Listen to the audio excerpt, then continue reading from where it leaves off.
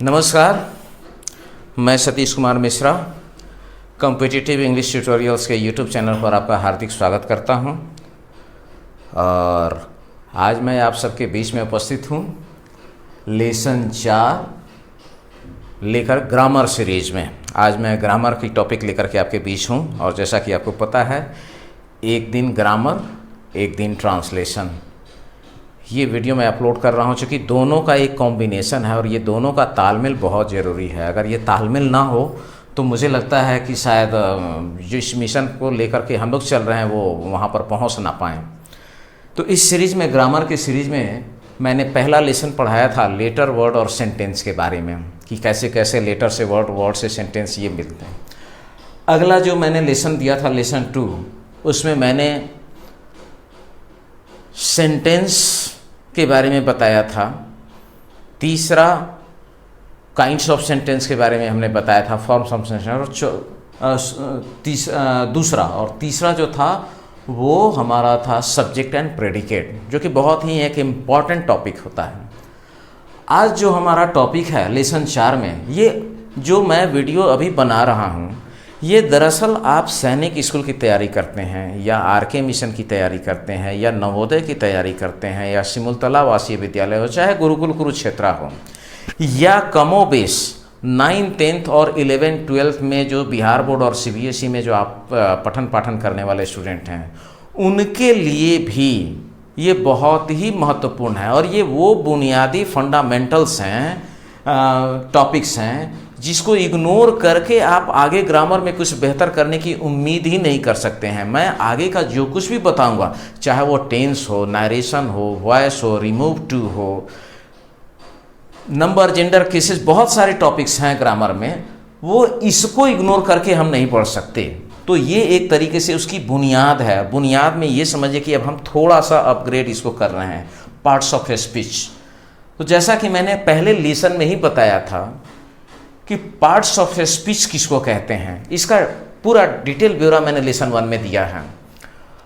आगे बढ़ने से पहले मेरा एक बार आपसे आग्रह होगा कि यदि आप इस चैनल पर नए हैं तो इसको सब्सक्राइब कीजिए, लाइक कीजिए, कमेंट कीजिए, शेयर कीजिए और अपने मित्रों तक ज़्यादा से ज़्यादा पहुंचाइए, ताकि ज़्यादा से ज़्यादा पढ़ने वाले बच्चे इस चीज़ का लाभ उठा सकें और बेहतर तरीके से अपने प्रतियोगी परीक्षाओं की तैयारी कर सकें। चलिए अब हम आगे बढ़ते हैं देरी ना करते हुए। पार्ट्स ऑफ स्पीच 8 प्रकार के होते हैं और ये वर्ड्स का क्लासिफिकेशन जो है उनके सेंटेंस में यूज के आधार पर किया जाता है। अब इस टॉपिक में आपको बताने वाला हूँ, ये इतना इम्पॉर्टेंट टॉपिक है। एक ही वर्ड कहीं नाउन होगा, कहीं एडजेक्टिव हो जाता है, वही नाउन कहीं वर्ड कहीं वर्ब हो जाता है। आखिर ये है क्या? पार्ट्स ऑफ स्पीच को समझने के लिए मैं एक छोटा सा एग्जाम्पल आपको दूंगा। दरअसल वो एग्जाम्पल ये है कि अब उदाहरण के तौर पर मैं आपको एक छोटा सा एग्जाम्पल दे रहा हूँ। विद्यालय, आप विद्यालय में जाते हैं तो वहाँ कई तरीके के लोग कार्यरत होते हैं जो विद्यालय में एक नियत समय पर आते हैं और जाते हैं। मान लिया कि विद्यालय 9 बजे से 3 बजे तक संचालित होता है। विद्यालय में क्लासरूम है और उस क्लासरूम पे डेस्क बेंच लगे हुए हैं। और जाहिर सी बात है कि उस डेस्क बेंच पर जो 9 बजे आकर के स्टूडेंट बैठते हैं और 3 बजे छोड़ करके जाते हैं, वो भी तो आदमी ही हैं, पर वो अध्ययन करने का काम कर रहे हैं। तो हमने उनको क्या कहा? वो भी मैन काइंड है, मैन ही है, आदमी ही है, पर हमने उसका नाम दिया स्टूडेंट। वो अध्ययन करने वाले हैं। और उनको जो शिक्षा देने वाले हैं वो भी तो आदमी ही होते हैं। कोई गाय भैंस तो आकर के पढ़ाती नहीं है, वो भी आदमी हैं। तो पढ़ाने वाले को हमने नाम दे दिया अध्यापक। अब बताइए, दोनों ही तो आदमी हैं। तीसरा, क्लास की साफ सफाई करने वाले या शिक्षक को या स्टूडेंट को जो हेल्पिंग वहाँ पर होते हैं या मदद करने वाले होते हैं, खासतौर से जो टीचर की मदद करने वाले होते हैं, उसको हम पियन कहते हैं, प्यून कहते हैं या चपरासी कहते हैं। तो कहने का मतलब कि सभी तो आदमी है, लेकिन एक आदमी को आप शिक्षक कह रहे हैं, एक आदमी को आप छात्र कह रहे हैं, एक आदमी को आप चपरासी कह रहे हैं तो सारे के सारे आदमी, पर ये नामकरण अलग अलग क्यों? उनका काम, ये नाम दरअसल उनके काम को दर्शाता है। उनका जो काम है, जो पढ़ाने का काम कर रहे हैं, विद्या देने का काम, आप उनको शिक्षक कहते हैं। जो अध्ययन करने आए हैं, सीखने आए हैं, पढ़ने, उनको आप छात्र कह रहे हैं, स्टूडेंट कह रहे हैं, और जो टीचर और स्टूडेंट की मदद कर रहे हैं या फाइल वगैरह यहाँ से वहाँ पहुँचा रहे हैं या टीचर को पानी, आप उनको चपरासी कह रहे हैं, पियोन कह रहे हैं तो तीनों ही आदमी, पर तीनों का काम अलग अलग है। तो काम जब अलग अलग हुआ तो नाम भी अलग अलग हुआ। बिल्कुल इसी तरीके से वाक्य में शब्दों का खेल है। तो मैंने डेफिनेशन दिया था व्हाट इज सेंटेंस, और मैंने बताया था sentence A meaningful group of words, शब्दों का एक ऐसा समूह जो मीनिंगफुल हो, सार्थक हो, जिसका पूर्ण अर्थ निकलता हो, दैट इज कॉल्ड सेंटेंस। अब सेंटेंस वर्ड से बना हुआ है और उसमें वर्ड्स के फंक्शन अलग अलग हैं। मैं यहाँ 3 एग्जाम्पल दूंगा और उसके बाद मैं आज पहले पार्ट्स ऑफ स्पीच को डील करूंगा। तो उसकी तरफ हम बढ़ते हैं। जैसे मैं एक एक सेंटेंस लिख रहा हूं यहां पर, आप ध्यान देंगे।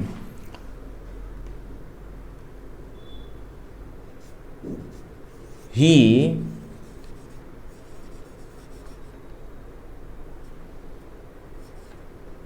Drinks water. मैं दूसरा वाक्य लिख रहा हूं, ही waters the plant। और तीसरा सेंटेंस मैं लिख रहा हूं,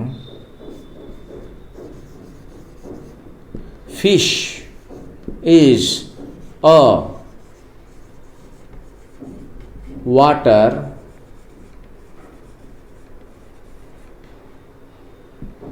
एनिमल। आप ध्यान देंगे मेरे बोर्ड पर जो ये 3 सेंटेंस मैंने लिखे हैं, तीनों सेंटेंस में एक वर्ड कॉमन है जो तीनों में आया है, और वो वर्ड कौन सा है? वाटर, वाटर्स, वाटर, जिसको मैंने अंडरलाइन किया। ये तीनों सेंटेंस में है। Now the question arises, are these 3 waters the same parts of speech? और यहीं से ये सारा खेल शुरू होता है। मैं क्यों इस टॉपिक को उठाया आप समझेंगे। यहाँ भी वाटर है, यहाँ भी वाटर्स है, और यहाँ भी वाटर है। क्या ये तीनों सेम है? आप सोच करके बताइए, क्या ये तीनों सेम है? बिल्कुल नहीं। ये 3 वाटर ही है, लेकिन 3 सेंटेंस में अलग अलग प्रयोग है और तीनों 3 पार्ट्स ऑफ स्पीच को इंडिकेट करता है। मैं इस चीज़ का डिटेल अभी नहीं दूंगा, क्योंकि जो टॉपिक मुझे बताना है उसमें डिले ना हो, लेकिन पार्ट्स ऑफ स्पीच समझने का आखिर महत्व क्या है, उसके लिए ये एग्जाम्पल देना जरूरी था। जो मैंने कहा कि सभी आदमी ही हैं, लेकिन एक जगह एक आदमी को मैं शिक्षक कह रहा हूँ, वो पढ़ाने का काम कर रहा है। एक जगह आदमी को मैं स्टूडेंट कह रहा हूँ, वो पढ़ने का काम कर रहा है। और एक जगह आदमी को मैं चपरासी कर रहा हूँ, कह रहा हूँ। क्यों? काम में अंतर। वही चीज आप देखिए ये वर्ड में आ रहा है। ही ड्रिंक्स वाटर, ये सब्जेक्ट है, ये वर्ब है, ये ऑब्जेक्ट है। खैर, सब्जेक्ट और ऑब्जेक्ट के चक्कर में अभी मैं नहीं पढ़ूंगा, वरना ये टॉपिक बहुत ज़्यादा लंबा हो जाएगा। मैं उस पर भी आऊँगा बाद में, इन द लॉन्ग रन। ये ऐसा क्यों है? यहाँ पर जो वाटर है ये नाउन है, इसको हम नाउन कहते हैं। मैंने बताया था पहले लेसन में कि पार्ट्स ऑफ स्पीच 8 होते हैं, noun, pronoun, verb, adjective, adverb. वो अभी लिखूंगा अभी मैं इस पर। ये जो दूसरा वाटर आप देख रहे हैं, वाटर्स, ये सेम चीज देखिए, वाटर्स ये वर्ब है, भी मैंने यहाँ अंडरलाइन किया। और fish is a water animal, ये वाटर, जो ये भी वाटर स्पेलिंग यहाँ तो थोड़ा मान लेंगे कि एस लग गया है। खैर वो बात का चीज़ है, लंबा है, बाद में मैं इसको कभी डिटेल करूँगा। ये वर्ब है, सब्जेक्ट सिंगुलर है, इसलिए V5 का इस्तेमाल हुआ तो ये एस लगा। और यही वाटर यहाँ पर एडजेक्टिव है। अब आप देख लीजिए, 3 सेंटेंस में मैंने वाटर वर्ड का इस्तेमाल किया और तीनों जगह ये 3 पार्ट्स ऑफ स्पीच, एक जगह ये नाउन है, एक जगह ये वर्ब है और एक जगह ये एडजेक्टिव है। अब आप मुझे बताइए कि क्या पार्ट्स ऑफ स्पीच को इग्नोर करके ग्रामर की टॉपिक को आगे बढ़ाया जा सकता है? अगर हम इस बुनियादी फर्क को ना समझें, और समझने का फायदा क्या है? फायदा ये है कि अगर हम पार्ट्स ऑफ स्पीच के फंक्शन, यानी सेंटेंस में वर्ड्स का जो फंक्शन है, उस फंक्शन को अगर हम डिटेक्ट करना समझ गए तो क्वेश्चन कोई कहीं से कुछ भी घुमा करके पूछेगा, हम डायरेक्ट जो उसका सही है हम आंसर तक ही पहुंचेंगे, ये बिल्कुल शर्तिया है, गारंटेड है। आप YouTube पर इंग्लिश का कोई भी चैनल सर्च करके देख लीजिए, इस तरीके का कंटेंट मेरा दावा है कोई नहीं मिलेगा। मैं ये कंटेंट इसलिए दे रहा हूं कि मैं अपने वीडियो में को वायरल करने के लिए नहीं बना रहा हूं। मैं जो ये वीडियो बना रहा हूं, कॉम्पिटिटिव स्टूडेंट को किस तरीके से गाइडलाइन मिले कि वो अपने कंपटीशन को क्रैक कर सके। मेरा ध्येय एकमात्र है कि मेरे चैनल पर जितने स्टूडेंट्स आकर के जुड़े वो अपने कंपटीशन में इंग्लिश सब्जेक्ट को प्रॉपर तरीके से क्रैक कर सकें, उनका नॉलेज कैसे ब्रॉड हो, मैं उसको ध्यान में रख करके ये वीडियो बना रहा हूं। इसलिए मेरे वीडियो बनाने का एक क्रम है। मैं कोई भी मसाला टॉपिक देकर के वीडियो नहीं बना सकता हूं। मसाला बनाने से हो सकता है कि मेरा वीडियो वायरल हो जाए, लेकिन जो स्टूडेंट की एग्जामिनेशन क्रैक करवाने का मेरा मकसद है वो अधूरा रह जाएगा। और मेरा मकसद एक स्टूडेंट को एग्जामिनेशन में, अंग्रेजी के एग्जामिनेशन में 100% सफलता दिलाने का, मैं इस लक्ष्य के साथ अपने वीडियो को बना रहा हूं। तो चलिए, आपने एक चीज देखा कि ये कितना महत्वपूर्ण टॉपिक है। मैं आपको एक एग्जांपल दे रहा हूं, आप इसका स्क्रीनशॉट ले लीजिए, मैं इसको वाइप आउट करूंगा।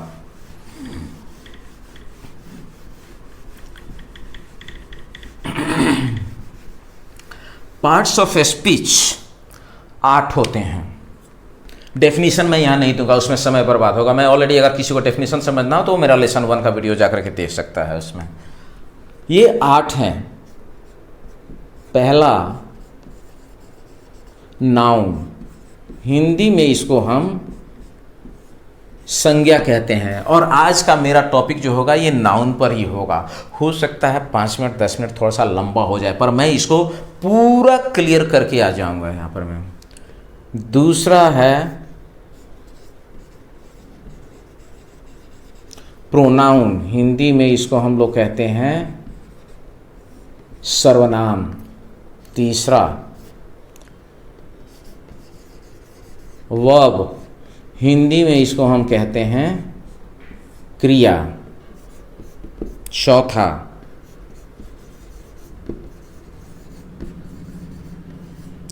एडजेक्टिव, हिंदी में इसको हम कहते हैं विशेषण। पांचवा एडवर्ब, हिंदी में इसको हम कहते हैं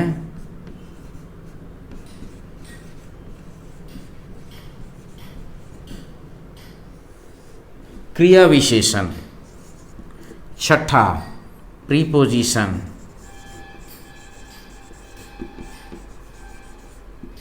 हिंदी में इसको हम कहते हैं संबंध बोधक। सातवां कंजंक्शन,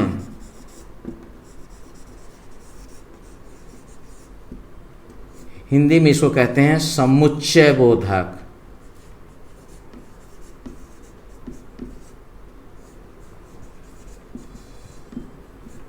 और आठवां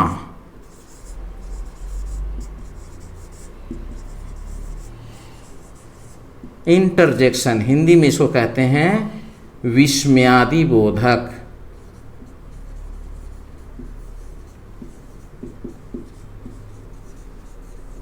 इस विस्मयादि बोधक के बारे में मैंने हल्का सा चर्चा काइंड्स ऑफ सेंटेंस में, जो चौथा काइंड मैंने बताया था एक्सक्लामेटरी, मैं उसमें इस चीज़ को डील किया था। मैं आगे पढ़ूंगा तो इसको चर्चा करूंगा।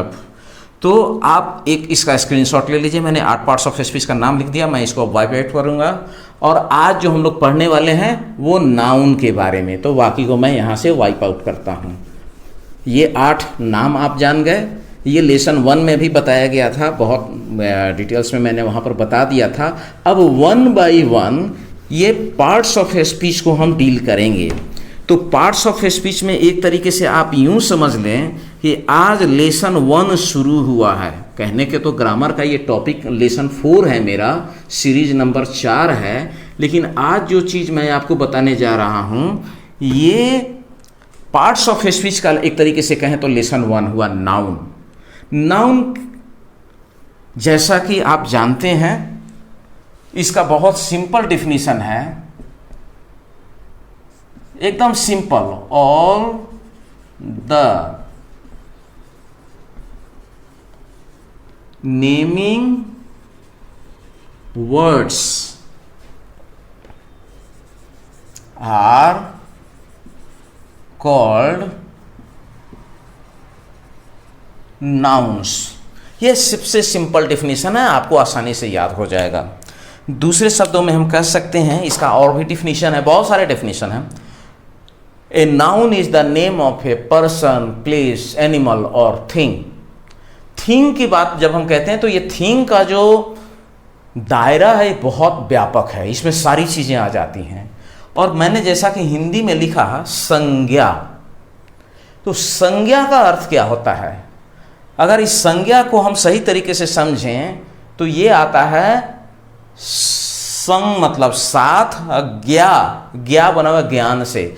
जो कुछ भी आपके ज्ञान, ज्ञान का मतलब नॉलेज, जानकारी, जो कुछ भी आप जानते हैं या जानकारी में है या आपके संज्ञान में, वो सारी चीज़ें संज्ञा में आती हैं। क्योंकि जो कुछ भी आप जानते हैं उसका कोई ना कोई नाम तो आप देते ही देते हैं। मैं 2-3 एग्जाम्पल अभी आपके सामने बता रहा हूँ। मान लिया आप अपने शरीर को ही ले लीजिए, तो आप जब अपने शरीर में इस चीज़ को छू रहे हैं तो आप इसको एक नाम से ही जानते हैं। आप इसको कहते हैं नाक।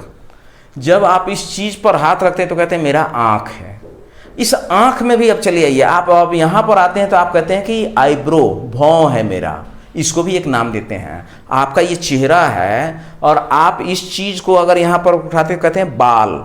तो आप हर चीज़ का नाम दे रहे हैं। आप मान लीजिए कि आपने कमीज पहन रखा है, आप कहते हैं शर्ट, इसका एक नाम देते हैं। इस शर्ट में बटन लगा हुआ है, आप हर बगैर नाम लिए तो आप किसी चीज़ को बता ही नहीं सकते, व्यक्त ही नहीं कर सकते। तो संज्ञा का क्षेत्र कितना व्यापक है। आप ये कह सकते हैं पहली नज़र में जितना भी चीज़ आप जानते हैं, जो आपका जानकारी में है, वो सारी की सारी चीज़ें इसी के अंतर्गत आती हैं। इसी संज्ञा से सारी चीज़ें धीरे धीरे धीरे हम उसके फंक्शन के आधार पर हमारी जानकारी में संज्ञा है। चाहे वह हवा हो, चाहे पानी हो, आसमान हो, आप कुछ भी हो, आप नाम ही लेते हैं पहले, उसको कोई ना कोई एक संबोधन देते हैं। अदरवाइज आप नहीं चर्चा कर पाएंगे। आप नाम नहीं लेकर के कुछ बोलेंगे तो अगला समझेगा कि आप किस चीज़ के बारे में बात करने जा रहे हैं। तो ये इतना लंबा चौड़ा इसका क्षेत्र है। खैर, हम आप इसके आगे बढ़ते हैं। नाउन, तो ये एक सिंपल डिफिनीशन हुआ। अगला जो इसका टॉपिक है वो है काइंड्स ऑफ नाउन। नाउन के प्रकार कितने प्रकार के हैं? सामान्यतः पहले भी और अभी भी नाउन के हम 5 काइंड पढ़ते हैं। There are 5 kinds of noun. वो कौन से हैं? पहला, प्रॉपर नाउन। मैं हिंदी जानबूझ करके लिख दे रहा हूं कि जो हिंदी माध्यम से पढ़ने वाले स्टूडेंट होंगे वो भी आसानी से इसको रिकॉग्नाइज कर पाएंगे।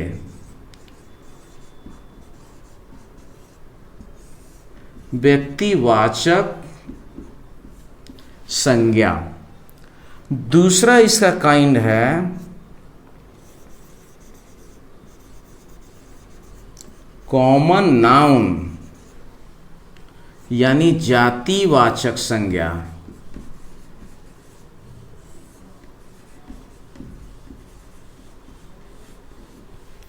और जो तीसरा है वो है कलेक्टिव नाउन, COLLECTIVE।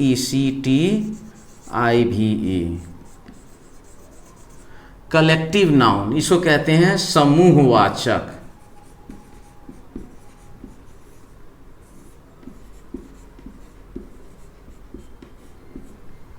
और चौथा है मटेरियल नाउन,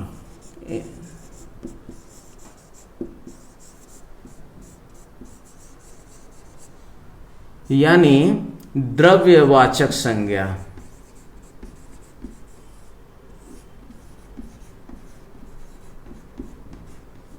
और पांचवा है एब्स्ट्रैक्ट नाउन,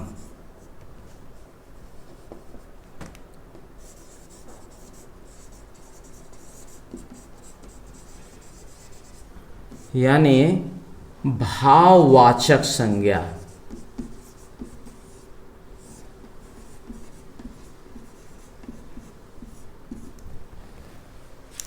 ये 5 काइंड हैं।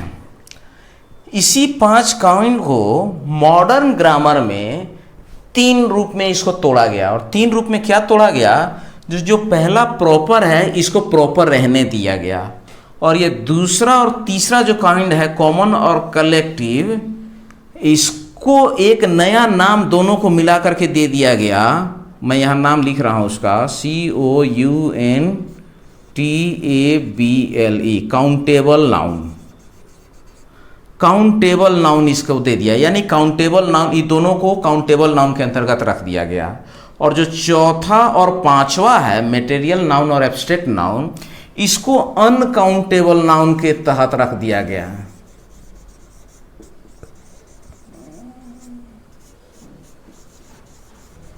अनकाउंटेबल नाउन, काउंटेबल को कहते हैं, काउंट मतलब गिनती करना, गिनना, तो काउंटेबल जो गिनने योग्य हो, और अनकाउंटेबल अगणनीय, जिसकी आप गणना नहीं कर सकते, मतलब आप इसको गिनती नहीं कर सकते।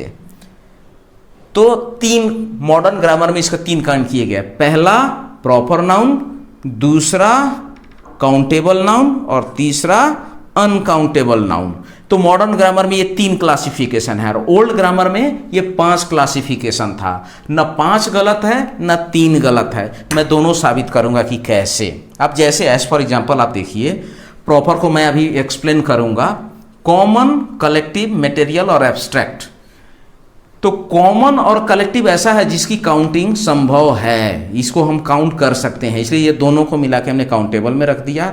मटेरियल और एब्स्ट्रैक्ट, इसकी काउंटिंग आप नहीं कर सकते, इसलिए इसको एब्स्ट्रैक्ट अनकाउंटेबल में रख दिया। तो फिलहाल अभी जो हमने लिखा, आप इसका एक स्क्रीनशॉट ले लीजिए, ये आपके बहुत काम का चीज़ होगा। मैं अब इसको वाइप आउट करता हूँ और हम लोग अब बढ़ते हैं प्रॉपर नाउन की तरफ, यानी जो पहला काइंड है उसकी तरफ। 1 बाय 1 मैं सारे नाउन को आज एक्सप्लेन कर दूंगा आपके क्लास में, ताकि नाउन से रिलेटेड कोई प्रॉब्लम आपके जिम्मे ना रहे।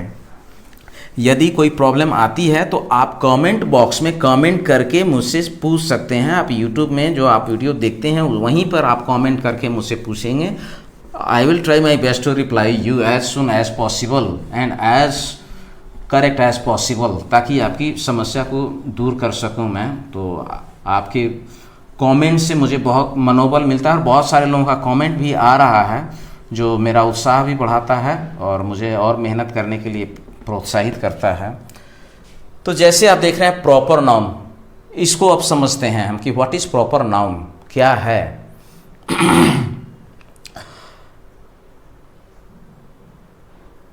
A proper noun is the name of a particular person, place, animal or thing.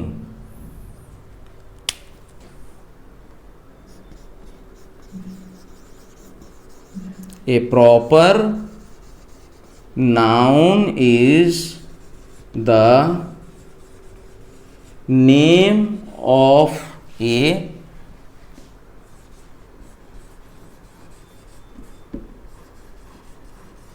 particular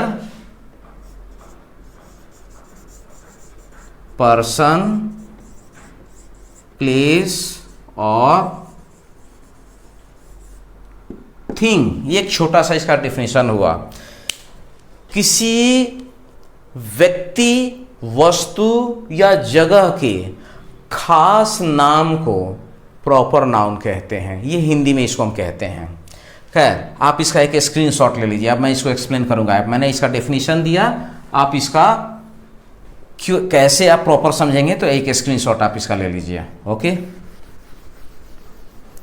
अब देखिए, ये प्रॉपर नाउन समझना बड़ा ज़रूरी है और आसान भी है, ज़्यादा मुश्किल चीज़ नहीं है, इसमें समय भी ज़्यादा नहीं लगेगा आपको, बहुत आसान है।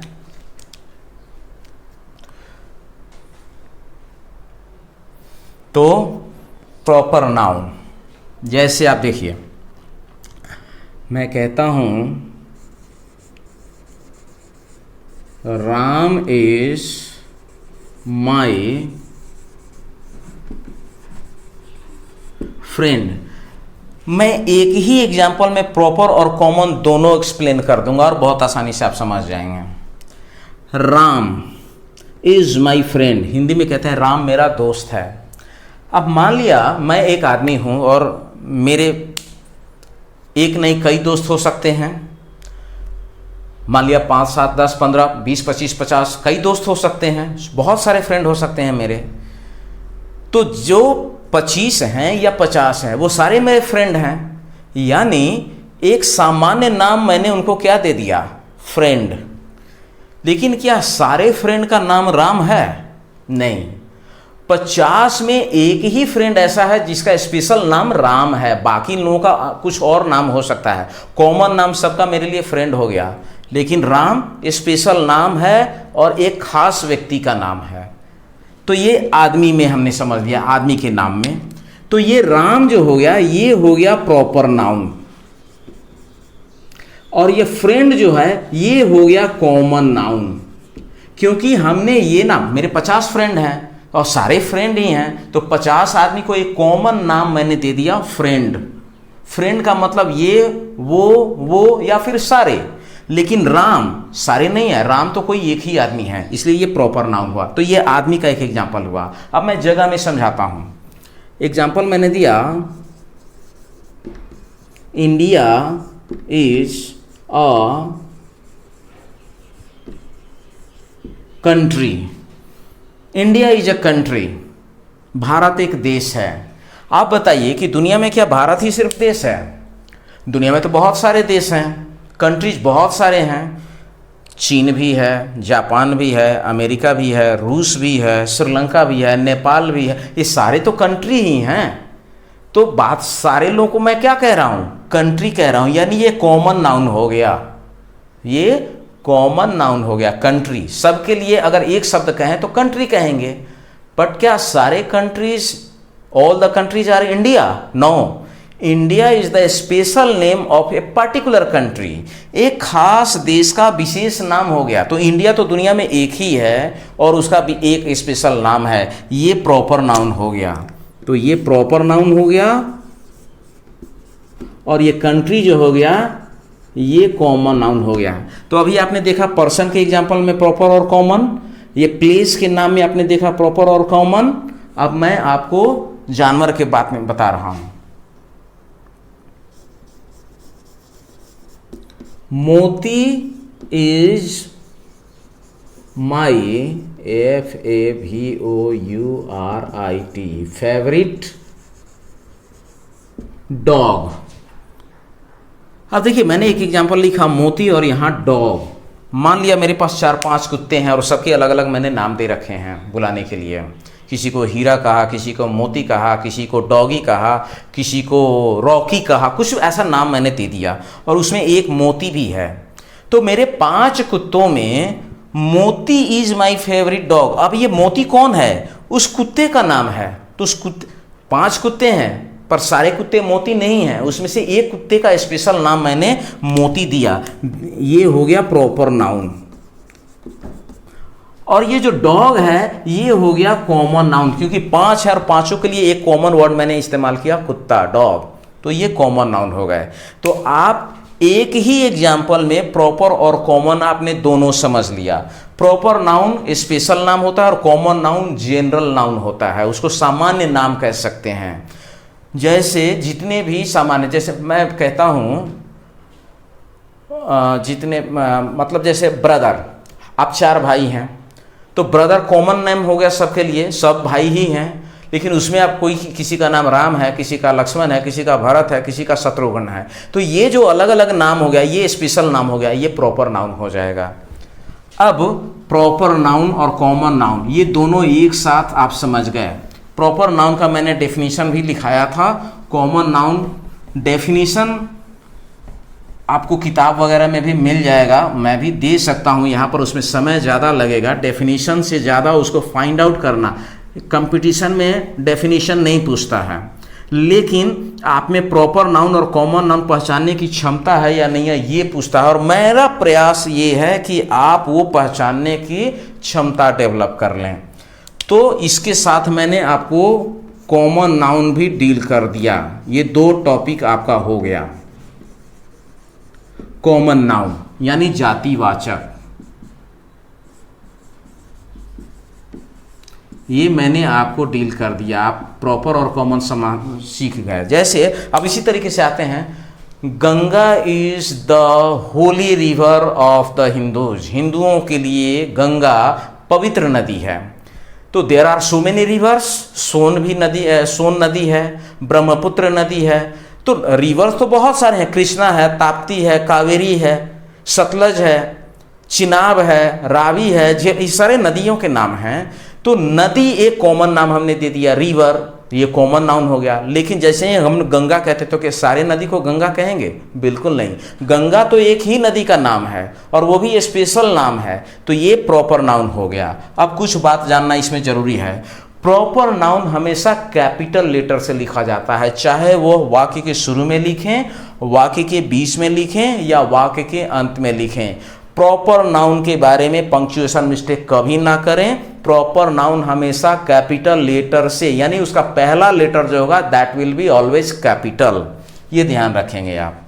तो प्रॉपर और कॉमन दो हो गया। अब तीसरा मैं आपको जो बताने वाला हूं इसका काइंड, वो है, अब ये देखिए, जो मॉडर्न डिवीजन मैंने किया था काउंटेबल नाउन, और काउंटेबल के अंतर्गत मैंने रखा था कॉमन और कलेक्टिव को।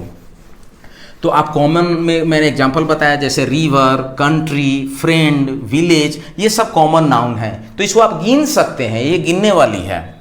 प्रॉपर तो एक ही होता है, स्पेशल इसलिए वो हमेशा यूनिक ही रहेगा, वो अलग ही रहेगा, वो एक ही होता है, प्रॉपर कभी ग्रुप में नहीं होता है। तीसरा जो काइंड है इसका, वो है कलेक्टिव नाउन।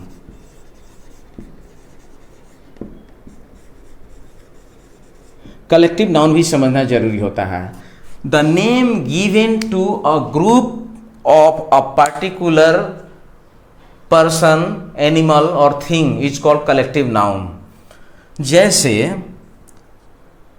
आप स्कूल का ही एग्जाम्पल लीजिए, सबसे बेहतर एग्जाम्पल आपके लिए होगा कि आप स्कूल में जाते हैं, वहाँ अलग अलग कक्षाएं हैं, क्लास 1, क्लास 2, क्लास 3, क्लास 4, और एक क्लास में 25 स्टूडेंट हैं।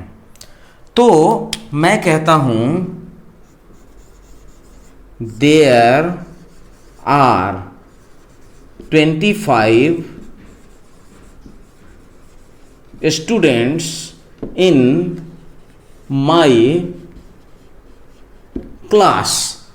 अब यहाँ दो वर्ड को मैं अंडरलाइन करूंगा और इसी दो के एक्सप्लेनेशन से आप बात को समझना है, एक क्लास और एक स्टूडेंट।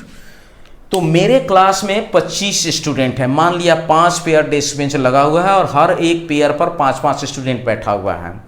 तो जब और जितने बैठे हैं वो सारे के सारे स्टूडेंट हैं, तो स्टूडेंट यहाँ क्या हो सकता है? कॉमन नाउन हो सकता है।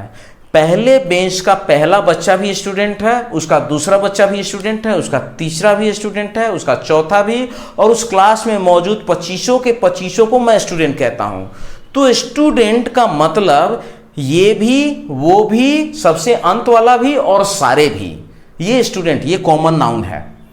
पर उस क्लास में बैठे हुए 25 स्टूडेंट, मान लिया कि मैं क्लास 5वीं में पढ़ता हूं, तो उसमें 25 स्टूडेंट है, ये 25 स्टूडेंट एक साथ इकट्ठे, हम उसको क्या बोलते हैं? क्लास बोलते हैं, यानी वर्ग बोलते हैं। क्लास 5 उसका नामकरण हमने कर दिया। तो ये जो क्लास हुआ, the group of students is known as class. इस जगह पर इसके बहुत सारे एग्जाम्पल हैं, जैसे और भी मैं देता हूं। हम लोग लिखते हैं BUNCH, बंच ऑफ ग्रेप्स। आप जब अंगूर खरीदने जाते हैं तो एक अंगूर और 2 अंगूर थोड़े ना खरीदते हैं, आप एक मात्रा में खरीदते हैं, पर उसकी एक गुच्छे को जब आप उठाते हैं तो उसमें एक नहीं 50 अंगूर वो 50 अंगूर एक साथ मिलके एक बंच कहलाते हैं। इसी तरीके से बंच ऑफ कीज भी होता है, यानी एक रिंग में अगर 25 चाबी हो तो उस पूरे चाबी के समूह को भी हम बंच ही कहते हैं, बंच ऑफ कीज। तो कीज हो गया कॉमन नाउन, अलग अलग चाबियां हैं, पर वो इकट्ठे एक रिंग में जब आ गई तो उसको हम बंच कहते हैं। इसी तरीके से आपने अगर खेत खलिहान घूमने कभी गए होंगे तो आपने देखा होगा चरवाहों को मवेशी चराते हुए, गाय, भैंस, बकरी, भेड़, वो सारी एक साथ इकट्ठे। तो ऐसे तो मवेशी को हम क्या बोलते हैं? कैटल बोलते हैं, मवेशी, एनिमल। एनिमल का जो झुंड हुआ उसको हम बोलेंगे एक साथ इकट्ठा कैटल। तो तो CATTLE, एक कैटल क्या हुआ, ये कलेक्टिव नाउन हुआ, यानी सभी जंतुओं के समूह को सामूहिक रूप से हम कैटल कहते हैं, तो ये कलेक्टिव नाउन हुआ। बिल्कुल उसी तरीके से अब हम कहते हैं, मान लिया कि 25-50 हाथी का झुंड अगर जंगल से आ जाए एक साथ में, तो हाथी एलिफेंट तो अलग अलग हो गया, ये कॉमन नाउन हो गया सबके लिए, लेकिन उसको उसके समूह को क्या बोलते हैं, HERD, हर्ड ऑफ एलिफेंट्स। ये हर्ड क्या हुआ, ये कॉमन कलेक्टिव नाउन हुआ, और एलिफेंट्स जो है ये कॉमन नाउन हो गया। अब यहाँ एक चीज और समझने वाली बात होती है, कलेक्टिव नाउन को हमेशा सिंगुलर नाउन के रूप में ट्रीट किया जाता है, लेकिन इसमें प्लुरल वर्ब का भी इस्तेमाल किया जाता है, और उसके केसेस को समझना बड़ा जरूरी होता है। जब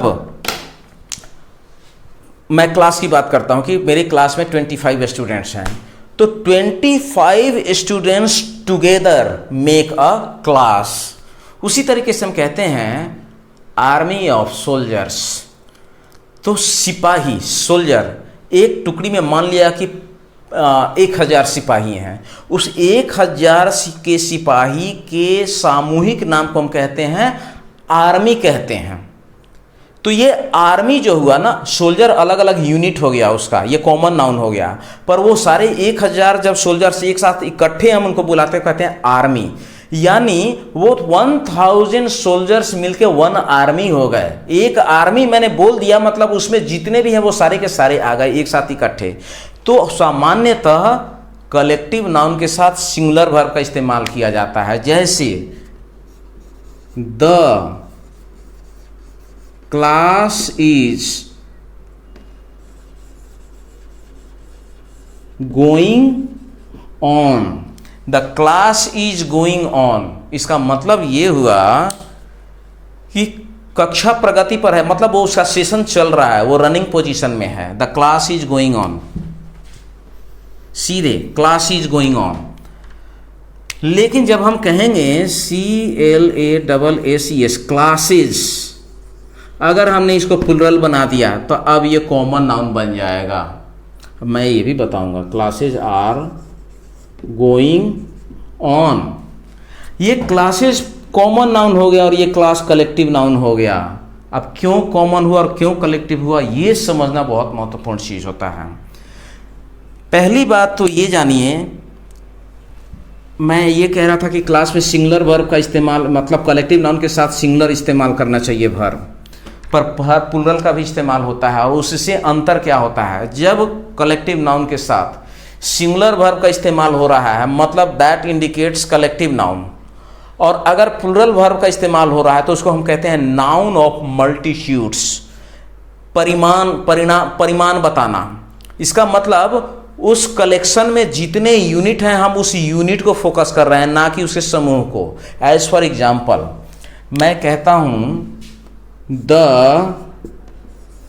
JURY jury is of 1 opinion. Opinion मतलब विचारधारा होता है। मान लिया कि 5 जज का एक बेंच बना, किसी मुकदमे का फैसला करना है, उसमें 5 जजों की एक बेंच बनी, 5 जज को मिलकर के उस मुकदमे की सुनवाई करनी है और उसमें फैसला देना है। अब उसमें फैसला देते वक्त अगर 5 जज एक ही बात पर सहमत हैं तब हम कहेंगे the jury is of 1 opinion. और जूरी में कितने जज हैं, 5 हैं, 5 के लिए हमने एक वर्ड इस्तेमाल किया इकट्ठा, जूरी, यानी कलेक्शन ऑफ 5 जजेज। यहाँ जूरी अब 5 हो सकता है, 10 भी हो सकता है, 3 भी हो सकता है, 2 भी हो सकता है, जो भी हो, ये कलेक्टिव नाउन है। और 5 एक मत हैं, यानी एक साथ एक यूनिट के रूप में काम कर रहे हैं, तो यहाँ वर्ब सिंगुलर हुआ। लेकिन अगर मैं इसको लिख दूं the jury are divided into their opinions, इसका मतलब क्या हुआ, एक जगह इज और एक जगह आर, क्यों? अब ये यहां जूरी जो हो गया, ये हो गया नाउन ऑफ मल्टीट्यूड। मान लिया 5 जज हैं और पांचों 5 डिसीजन दे रहे हैं अलग अलग, एक मत नहीं है। अब ये समूह 5 तो बने लेकिन इकट्ठे नहीं हो पा रहे हैं, एक मत पर सहमत नहीं हो रहे हैं, पांचों के 5 अलग अलग राय हैं।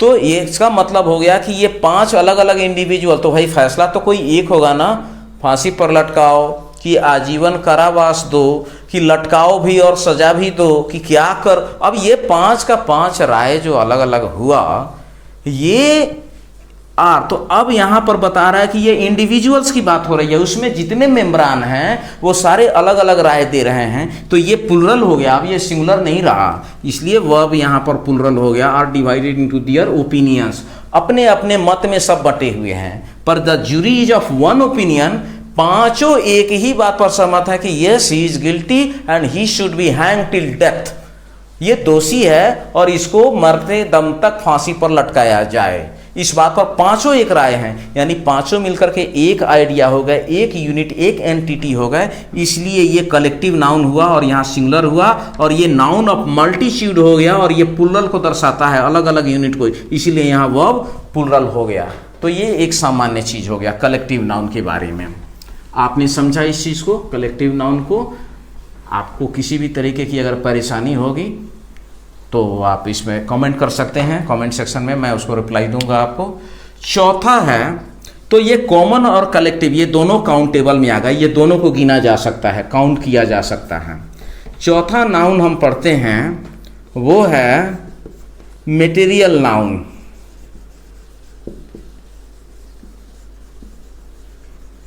हिंदी में कहते हैं द्रव्यवाचक संज्ञा। इसको समझिए, the name given of a matter or substance of which things are made is called material noun। ये ऐसा अंग्रेजी डेफिनेशन होता है, पर आप सेंटेंस में एग्जांपल के थ्रू इसको समझिए। डेफिनेशन इसका याद करने से ज़्यादा बेहतर है एग्जांपल के माध्यम से समझना। आपको एग्जामिनेशन में फाइंड आउट करना है, डेफिनेशन नहीं देना है। जैसे मैं कहता हूँ the ring is made of gold. मान लिया कि मेरे हाथ में आप देख रहे हैं ये अंगूठी है, मैं कहता हूं मैंने एक हाथ में अंगूठी पहनी हुई है, this is the name of an object which I have वोर इन माई फिंगर। तो ये एक ऑब्जेक्ट का नाम हो गया, ये कॉमन नाउन है। पर जब मैं कहता हूं कि ये बना किस चीज से है, तो कह रहे हैं कि ये अंगूठी सोने की बनी हुई है। Now the material used to make this thing is known as material noun. तो रिंग कॉमन नाउन हुआ और ये बना है गोल्ड से, ये मटेरियल नाउन हो गया, ये पहचानने का तरीका हो गया, और ये कॉमन नाउन हो गया। तो ये कॉमन नाउन और ये मटेरियल नाउन। उसी तरीके से हम कहते हैं the wall is made of brick and cement। तो वॉल क्या हुआ, नेम ऑफ एन ऑब्जेक्ट हो गया, दीवाल। ये दीवाल कॉमन नाउन हो गया, और ये बना किस चीज से है, ब्रिक एंड सीमेंट, ये मटेरियल नाउन हो गया। तो ये हुआ मटेरियल नाउन, और इसको अनकाउंटेबल में रखते हैं। आप ना तो गोल्ड की काउंटिंग कर सकते हैं, ना ब्रिक एंड सीमेंट की काउंट कर सकते हैं, ये काउंटेबल नाउन नहीं है। मिल्क आप काउंट नहीं कर सकते। अब जैसे हम कहते हैं तो ये मटेरियल नाउन हुआ। अब हम आगे बढ़ते हैं abstract noun. What is abstract noun? पांचवा है एब्स्ट्रैक्ट नाउन।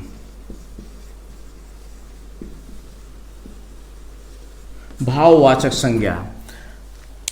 जो भी भाव है, विचार है, आइडिया है, जिसको ना हम छू सकते हैं ना सूंघ सकते हैं, आप दिमाग में उसको सोच सकते हैं, महसूस कर सकते हैं, that is called abstract noun. अब जैसे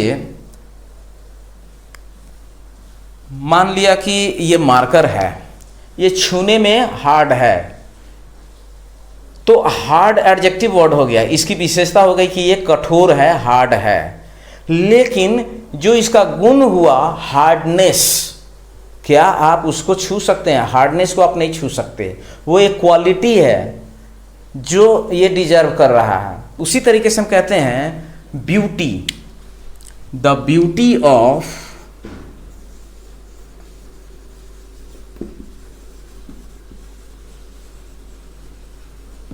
Kashmir is charming. The beauty of Kashmir is charming. ये जो ब्यूटी हो गया, खूबसूरती, क्या आप इसको बाजार से खरीद सकते हैं? नहीं खरीद सकते, और ना ही आप इसको बेच सकते हैं। ये एब्स्ट्रैक्ट नाउन हो गया। कश्मीर प्रॉपर नाउन है। चार्मिंग को तो एडजेक्टिव है, उसको अभी छोड़ दीजिए, उधर नहीं जाते हैं। आगे उसी तरीके से हम कहते हैं हंसी, हंसना वर्ब है, इसे एब्स्ट्रैक्ट नाउन बनता है लाफ्टर। हंसी, हंसी आप बाजार से नहीं खरीद सकते, हंसी को आप टच नहीं कर सकते, छू नहीं सकते, तो लाफ्टर। उसी तरीके से हम कहते हैं ऑनेस्टी, ईमानदारी, क्या ये बाजार से खरीदने की चीज़ है? अगर ऐसा होता तो सारे चोर बाजार से खरीद करके और ईमानदार बन जाते हैं और एक को भी सज़ा नहीं मिलती। तो ऑनेस्टी खरीदने बेचने की चीज़ नहीं है, आप इसको काउंट भी नहीं कर सकते, टच नहीं कर सकते। ये एक वो क्वालिटी है जो एक खास समय में पता चलता है, आप इसको महसूस करते हैं। मान लिया कि आपका पर्स गिर गया, पर्स में 1 लाख रुपया है, और पीछे से कोई बंदा आता है, आपको कंधे पर थपकी देता है, भाई साहब आपका पर्स ये गिर गया है, आप अपना पर्स ले लीजिए, एक बार मिला लीजिए इसमें पैसा सही है या नहीं है। आप पैसा वहाँ काउंट करते हैं और पाते हैं कि 1 लाख रुपया इसके अंदर में जैसा का तैसा है। तो आप अब ये चीज़ कहेंगे कि yes the person is honest, तो ये ईमानदार है, मतलब इसकी विशेषता है। पर उसके अंदर की जो ईमानदारी है, ऑनेस्टी, वो जो गुण है, क्या वो आप खरीद सकते हैं? वो आपको दिखाई देगा? क्या वो बाजार में मिलने वाली चीज़ है? तो ये एक क्वालिटी है। तो the name of quality, idea, emotion, जिसको आप महसूस कर सकते हैं, ना खरीद सकते हैं ना बेच सकते हैं, that is abstract noun. Abstract करना, भाव को निकाल करके समझना, वो आपका होता है एब्स्ट्रैक्ट नाउन। तो एब्स्ट्रैक्ट नाउन में जैसे ऑनेस्टी, ब्यूटी, अब मान लिया कि ट्रू, ट्रू एडजेक्टिव है, ऐसे बना ट्रुथ, सच्चाई। तो सच्चाई क्या है? अब इसके बहुत सारे एग्जाम्पल हैं, परिस्थिति के वश आप उस चीज को जज करते हैं। जैसे मैंने अभी ईमानदारी के एक परिस्थिति का वर्णन किया कि आपके पर्स के गिरने पर कोई व्यक्ति उठा के वापस आपको दे और बिना उसमें से एक भी पैसा गायब किए हुए, तो आप महसूस करते हैं, रियलाइज करते हैं उस चीज को। तो ये बिल्कुल आपके अंदर रियलाइज करने का चीज होता है। आप इसको ना खरीद सकते हैं, ना बेच सकते हैं, ना छू सकते हैं, ना कोई दूसरा आइडिया नहीं, आप महसूस कर सकते हैं उस चीज को। That is called abstract noun. तो ये 5 काइंड हुआ। इसमें 2 बात ध्यान में रखेंगे। कलेक्टिव नाउन सामान्यतः सिंगुलर होता है, पर प्लुरल कहाँ होता है, मैंने एग्जाम्पल दिया था उसमें।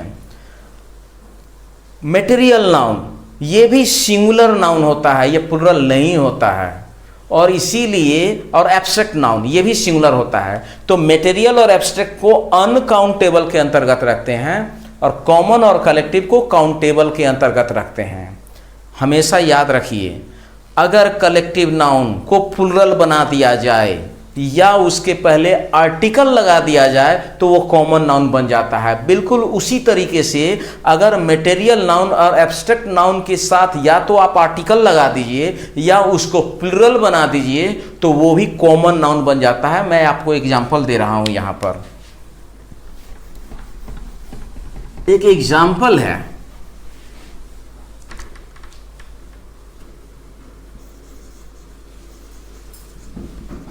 Daniel was a wise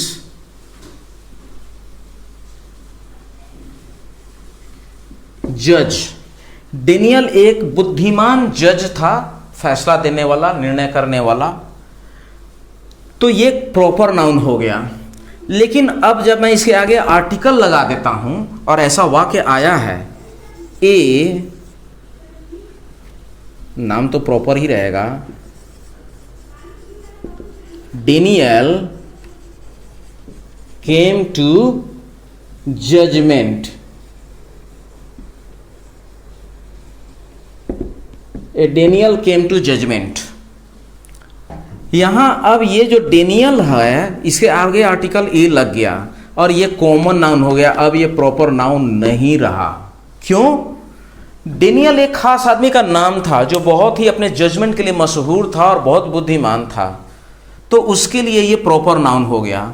लेकिन उसी निर्णय देने की क्षमता के साथ आज के युग में कोई व्यक्ति आ गया और उसका जजमेंट ऐसा होगा मानो जैसे खुद डेनियल ने आकर के वो जज दिया, तो अब डेनियल की एक जाति बन गई, अब वो स्पेशल नहीं रहा। नाउ एक और एग्जांपल मैं देता हूं, प्रॉपर नाउन कॉमन नाउन की तरीके से कैसे यूज हो जाता है, कहां कॉमन होगा और कहां प्रॉपर होगा, और यही तो खेल है पार्ट्स ऑफ स्पीच में।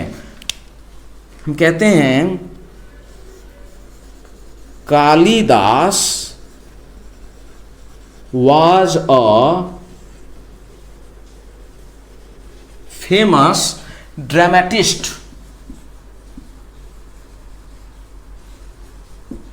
Kalidas was a famous dramatist। Kalidas एक प्रसिद्ध नाटककार थे। तो ये बिल्कुल प्रॉपर नाउन हुआ, एक ही कालिदास हुए हैं आज तक। लेकिन जब हम कहते हैं Shakespeare was the Kalidas of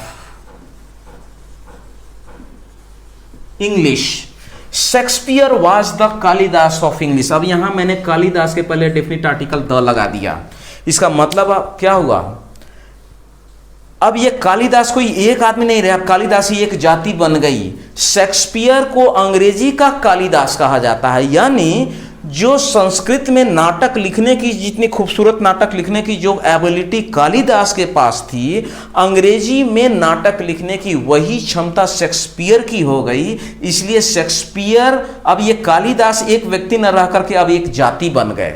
तो यहां द कालिदास यानी प्रॉपर नाउन के पहले डेफिनेट आर्टिकल आ गया तो ये अब कॉमन नाउन बन गया, अब ये प्रॉपर नहीं रहा, अब ये कालिदास की जाति बन गई।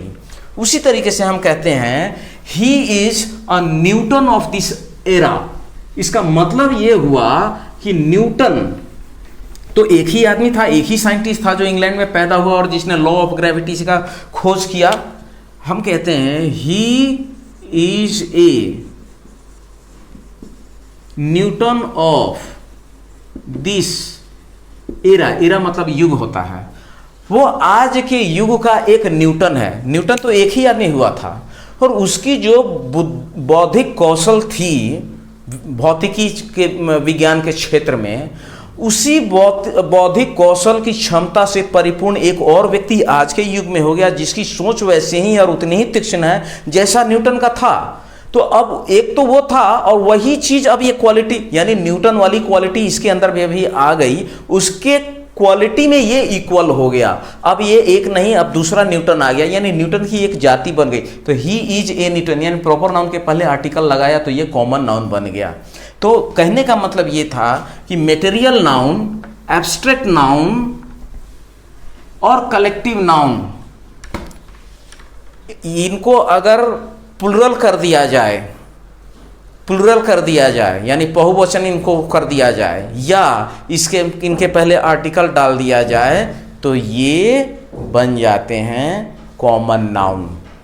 कलेक्टिव नाउन में तो है कि इसको प्लुरल कर देंगे, लेकिन मटेरियल और एब्स्ट्रैक्ट नाउन में और प्रॉपर नाउन में अगर वो प्लुरल हो गया या उसके पहले आर्टिकल डाल दें तो वो कॉमन नाउन बन जाते हैं। ये इतना जानना जरूरी है।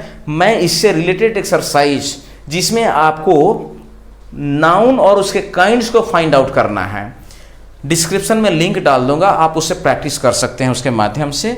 आज मैंने नाउन पर ये लेसन दिया, अगला जो लेसन दूंगा वो इससे ज़्यादा महत्वपूर्ण है। नाउन पहचानना आपने इसके लेसन में सीखा, अब हम समझेंगे नाउन से जो रिलेटेड टॉपिक है, नंबर, जेंडर और केस। ये तीन चीज हम जब सीख लेंगे तो फिर नाउन से ही अगला टॉपिक प्रोनाउन होता है, वो प्रोनाउन समझना बड़ा आसान होगा। लेकिन आमतौर पर किताब में नाउन के बाद डायरेक्ट प्रोनाउन का चैप्टर डाल दिया जाता है जो कि सही नहीं है।